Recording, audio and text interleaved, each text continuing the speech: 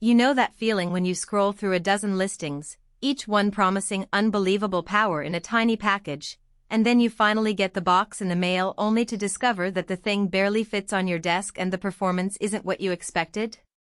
I've been there, and that's why I'm doing this deep dive, to help you avoid that disappointment before you spend a big chunk of money. Link is in the description if you want to check the product details on Amazon.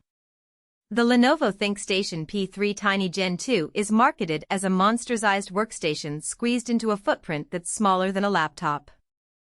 On paper you get an Intel Core Ultra 9 285 with 24 cores, an NVIDIA RTX A1000 with 8GB of GDDR6, 64GB of DDR5 RAM, and a blazing fast 1TB Gen5 NVMe SSD. It even runs Windows 11 Pro out of the box and comes with a 5MP camera that touts IR and privacy shutter. All impressive numbers, but the real question is, how does that translate to day-to-day use for someone who actually needs a workstation or maybe a compact gaming rig? First off, let's talk about the physical size.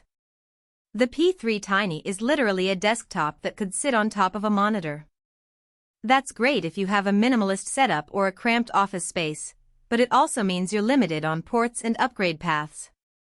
The chassis only offers a couple of USB-A ports, a single USB-C with power delivery, HDMI, and a few audio jacks. If you're the type who runs multiple external drives, a drawing tablet, and a webcam at the same time, you'll quickly reach for a dongle hub. That's not a deal-breaker, but it's a hidden trade-off that many buyers overlook until they start plugging things in. Now, performance. The Ultra 9 285 is a 24-core beast, and the RTX A1000 is a professional-grade GPU aimed at CAD, 3D rendering, and AI workloads rather than high frame-rate gaming. In my tests with a typical engineering workflow opening a 300 MB SolidWorks assembly, applying a complex simulation, and then rendering a quick animation, the machine kept the UI responsive and completed the simulation in about half the time of a comparable mid-tower with a lower core CPU. That's a genuine strength. The combination of high core count and fast DDR5 memory shines when you have many threads working simultaneously. But the same hardware doesn't automatically make it a gaming powerhouse. I ran a few modern titles at 1080p with medium settings. The frame rates hovered around 4,555 frames per second, which is playable but far from the smooth 60+ you might expect from a gaming label. The RTX A1000's drivers are tuned for workstation tasks, so you miss out on some of the performance optimizations you'd get from a consumer GeForce card. If you're hunting for a compact gaming PC that can push 144 Hz on a 1440p monitor, the ThinkStation will feel underpowered. Thermal behavior is another practical point. Because the case is tiny, there isn't a lot of room for heat to dissipate.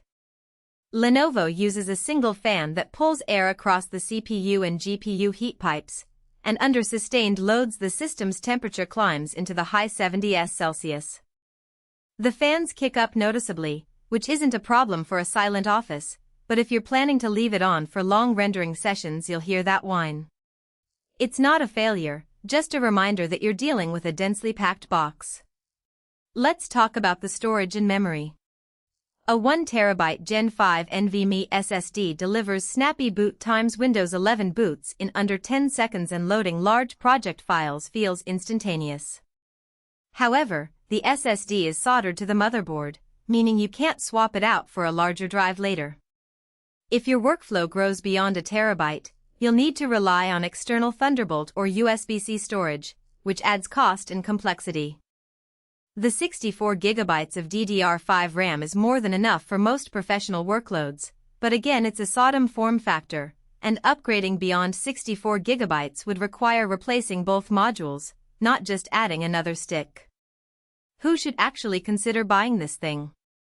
If you're a freelance CAD designer, an architect who needs to run Revit or Rhino on a workstation that can be tucked under a drafting table, or a data scientist who runs TensorFlow jobs that benefit from many cores and fast memory, the ThinkStation P3 Tiny delivers on those fronts.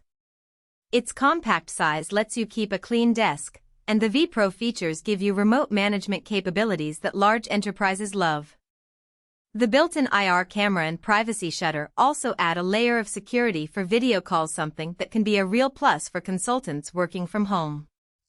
On the flip side, if you're a gamer who wants high frame rates, a content creator who relies heavily on GPU-accelerated video encoding, or simply someone who likes to upgrade components over time, you'd be better served by a small form-factor tower that has more breathing room and a consumer-grade GPU.